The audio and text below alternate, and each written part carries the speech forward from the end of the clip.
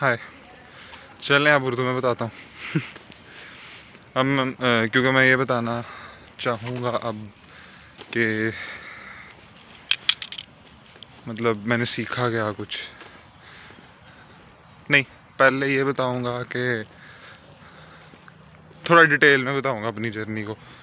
पहले तो मैंने बड़ी तेज़ी वो बस ओवरव्यू दिया ना, तो तकरीबन कम ही होंगे, इससे ज़्यादा नहीं है। अगर आप वो दिन निकालो जिन दिनों में कुछ भी नहीं किया, उनको निकाल के देखें ना, तो मैक्सिमम भी अगर करें तो 35 डेज़ बनेंगे।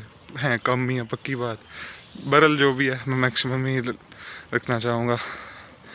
तो पहले जो मैंने जैसे कहा 3-4 दिन मैंने अल्ट एडवांटेज को फॉलो किया, उसी में मैंने उसकी वो जो कोर्स था ना, वो था स्पीकिंग का था। इसीलिए उसने मुझे अट्रैक्ट किया कि स्पीकिंग की मुझे ये था कि मैं बाकी तो कर लूँगा आराम से, तो स्पीकिंग की मुझे टेंशन थी।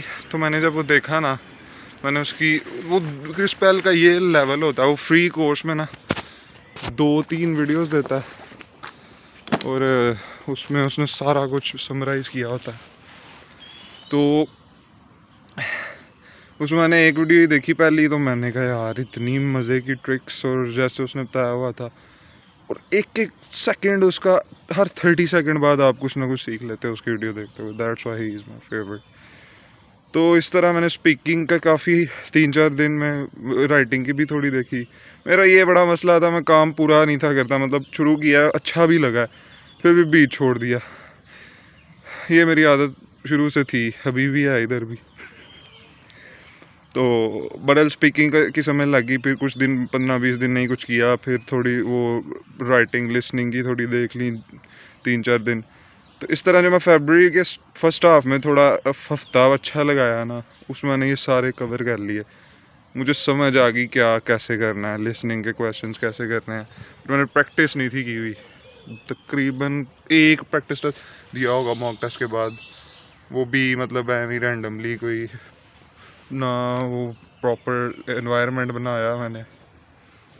तो ऐसे ही फिर ना सेकेंड हाफ में अचानक कुछ दिन मैंने छोड़ा आइल्स, उसके बाद मैं थोड़ा डाउन सा हो गया, तकरीबन कह लें 18-19 फरवरी को, कि यार किसी स्कॉलरशिप में नहीं अप्लाई किया, कब से सोच रहा हूँ जनवरी में देना है। इरास्मस में भी अप्लाई करने का इरादा था, पर वही विल पावर चाहिए, हिम्मत चाहिए, नहीं बना सका, नहीं सीन बन सका, तो बहुत परेशान हो गया।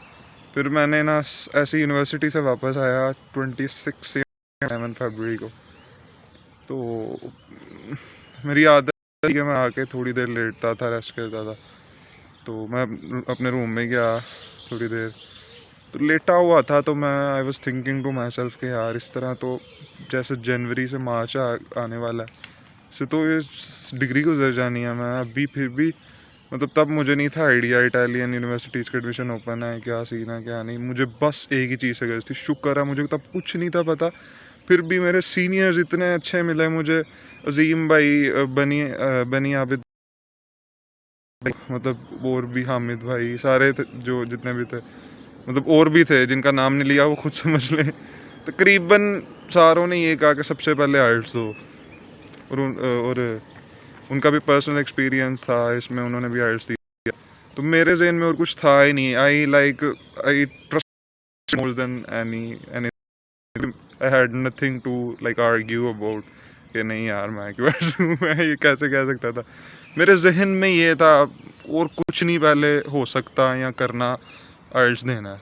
इस बात में मैं बहुत अल्लाह का शुक्र अदा करता हूँ कि पहला टाइम जो भी है, जब भी दिया मैंने दिया आइल्स ही। अच्छा, वो मैं आके आया यूनिवर्सिटी से, मेरे जहन में आ गया यार जब तक मैं बुक नहीं ना करूँगा, वो मोटिवेशन, अचानक ये चीज़ स्ट्राइक की माइंड में। और मैंने सोचा सारों आइडिया तो हो गया हुआ है, तो खैर देता हूँ बुक। तो मैंने खोली वेबसाइट, मैंने लेटेस्ट देखा, इतनी वो कह लो वो मतलब बंदा फिर डाउन से अपवर्ड भी अचानक ही आता है ना, तो वो दिन कॉन्फिडेंट फील कर रहा था। मैंने कहा इसकी ऐसी की तैसी देखते हैं इसे भी। मैंने 6-7 मार्च 6 को स्पीकिंग, कुछ इससे मुझे डर लगता था, और 7th को बाकी तीनों बुक कर दिया। बुक करने के बाद मैंने प्रैक्टिस की स्पीकिंग, मतलब कर रहा था, कोशिश थोड़ी बहुत हो रही थी। पर फिर जब तकरीबन 2-3 मार्च के बाद से मुझे डर लगने लग गया। फिर जितनी कुछ स्पीकिंग होती थी वो भी नहीं थी होती प्रैक्टिस करते हुए। मैं कहा लो ये मैंने बहुत बड़ी गलती कर ली है जज्बात में आके।